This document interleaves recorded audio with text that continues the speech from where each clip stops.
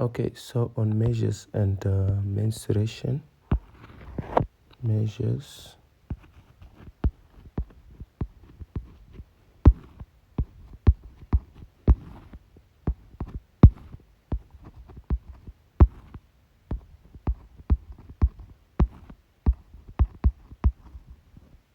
so on measures and mensuration, actually, we start with the area and the perimeter of a rectangle. That's what's most important.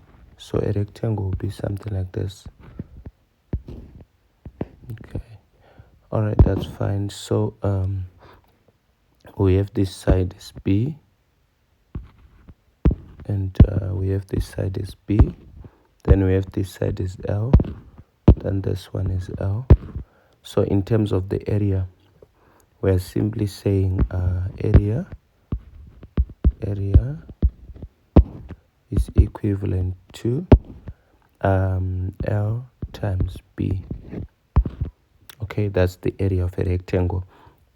Then when we come to the perimeter of a rectangle, actually the perimeter now is the distance right round perimeter. On the perimeter, we are actually going to say 2L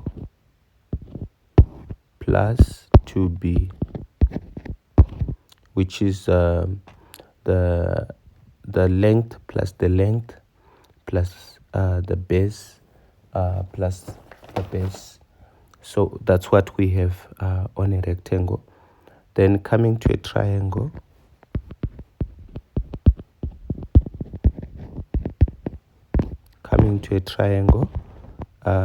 we've got a triangle characterized like this, as having the height here, h, and of course it can have the base b. Okay, so we are going to have this triangle. This area is half base times height. That's what you learn at this stage. In other words, what am I saying? I'm actually saying that we can have a triangle like this. This is my triangle. Of course, this is a right angled triangle. Then having 3 centimeters here. Then I have 4 centimeters here. Okay, so to say half base times height is to say half of 3 times 4, which is half of 12, which is actually equivalent to 6. So that's the example that we can have on that one.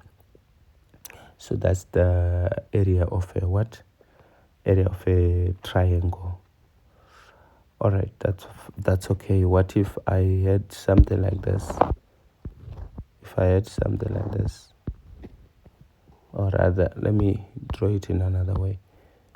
If I have something like this, okay, and I will identify my height as this one, h, or rather this time let me not call it h, let me call it 3, and I will have the base 8 centimeters. Okay, so I'm simply going to say, okay, this will be indicated that it's a rectangle. I'm simply going to say half of 8 times 3, which is actually half of what? Of 24. Okay, then that will give me 12. All right, so that's it on the area of triangle. All right, that's okay.